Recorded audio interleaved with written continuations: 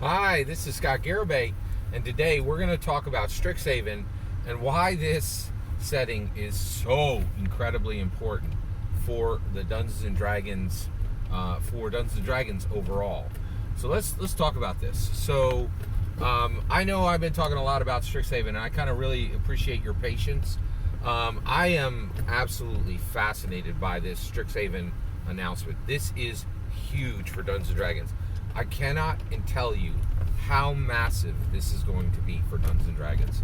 So, why is this important? Why is this going to hit like a comet on Dungeons and Dragons and on Dungeons and Dragons, right? By the way, Strixhaven School of Mastery is a Magic the Gathering set that's already been out. It's already out, and it's actually done pretty well. From the perspective of Magic the Gathering sets, but I really think it's going to be absolutely massive for Dungeons and Dragons. So I said this like 2 weeks ago. I said, you know what? Listen, you could see all the clues, right? Magic the Gathering and Dungeons and Dragons are about to have a full head-on collision, right? And what we're hoping is going to happen is this is going to be a Reese's Peanut Butter Cup situation. We're going to have a situation where the chocolate mixes with the peanut butter and everybody gets a better product. And I really think that's exactly what we are about to get with Strixhaven. Strixhaven, okay, so let me explain Strixhaven to you. There's a part in Star Wars, okay, where Governor Moff Tarkin talks to Princess Leia and he says, "I assure you, Princess, this battle station is fully operational," right? Now, what is the battle station that is becoming fully operational with Strixhaven? Strixhaven is the destination of a road we've been on for 3 years. Okay, all right. Here's basically, I am now seeing the future of Dungeons and Dragons. This is my prediction for the future of Dungeons and Dragons. I think the future of Dungeons and Dragons is going to be very, very, very intertwined with Magic the Gathering, and there are a whole host of reasons for it, right? It makes so much sense to mix these together, and okay. So let me get you all the way there. So what's really happening with Strixhaven, right? So basically, some suit at Wizards of the Coast said, "Hey, I want to mix Magic the Gathering and Dungeons and Dragons," right? And immediately, right? First of all, Magic the Gathering, their design people didn't care. They're like, "Hey, I can't hear you, suit, because I'm too busy counting the money I'm making from making this incredibly profitable, incredibly popular game." And D&D was like, "Hey, I know you want to mix these two, but our people, D&D people don't care about Magic, and we don't really want to do this, right?" And this is the conversation I think happened, right? And the suits, well, listen, we own these two, right? We're doing all this storytelling and all this art for the Magic stuff. We can just make this into D&D sets, right? And so I think Mike Mearls, almost certainly, this is what I think he did, right? I think he's like, "Hey, listen, we don't want to do this for every book, but listen, we'll do one a year," okay? And they did, right? So they did Ravnica, and the suit was like, "Great, that we made some money on that. Thank you, appreciate it. Do it again," right? And they're like, "Yeah, we'll do it again next year. We're not excited about it, but you asked for it, and you're our boss, essentially. So that's fine. We'll do it," right? So basically, I think that Mike Mearls, they did Theros, right? Now, those ended in Tears and Flames. Now, they both made money. I think they were both profitable, but nobody cared about them, right? Now, why is that? Let's talk it through. There's very good reasons why Ravnica failed, why Theros failed, and why Strix is going to be an absolutely massive, unparalleled success. All right, I'm going to tell it to you, okay? So Ravnica was Magic the Gathering writers writing fantasy settings.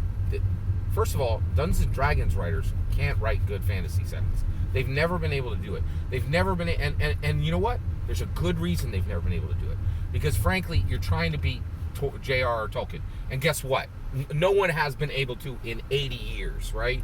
So it's no surprise that every single fantasy setting that Dungeons and Dragons brings out is far worse than Tolkien ever did, right? It's not like a big mystery why these are failing, right? Now, Magic the Gathering writing fantasy settings is even worse than D&D writing settings. Far worse, right? So Ravnica was a crap setting, just pure trash, right? It's complete nonsense. Go look at WebDM's coverage, right? If they haven't already taken it down. When they reviewed that book the first time, they're like, what do I do with this thing, right? Then 3 weeks later, they come back with another review going, oh, I remember we get free product from Wizards, and now my review is different, right? Like it's ridiculous, right? Go check out their two videos. It's absurd, the differences in the two reviews that are just like 3 weeks apart. Oh my goodness, look what I discovered, right? Like Ravnica was a pure trash set, okay? Now, what do you do with, so Ravnica was not great, right? And it failed because this was Magic the Gathering writers writing a fantasy setting. That's going to fail, period, right?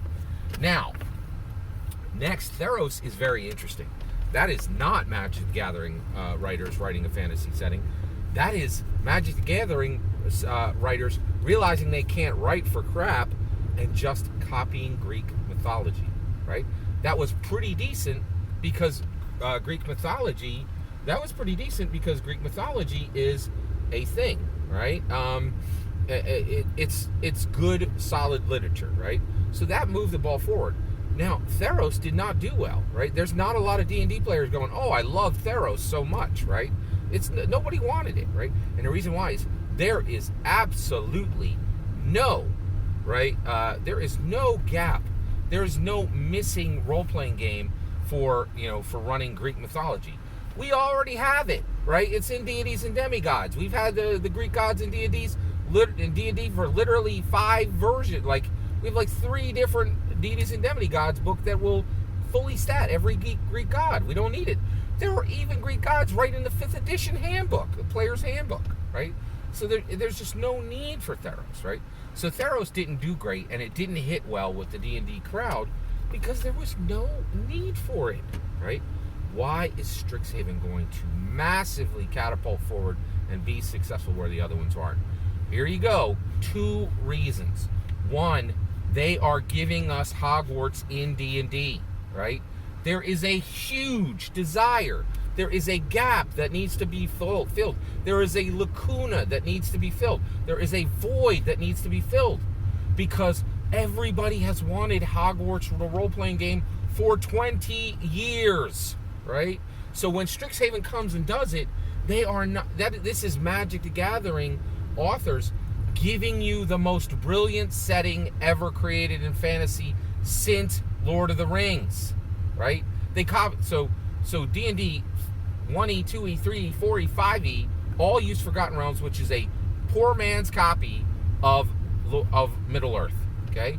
Now they finally realized we can't make fantasy settings of our own. Nobody cares about Explorer's Guide to Wildmount, right? Like, nobody cares about Eberron. Nobody cares about really Forgotten Realms because it's just actually, Forgotten Realms they do care about. I shouldn't say that, right? But nobody cares about these other non-starter settings, right? But if we copy a brilliant setting, and that's exactly what they're doing with Strixhaven.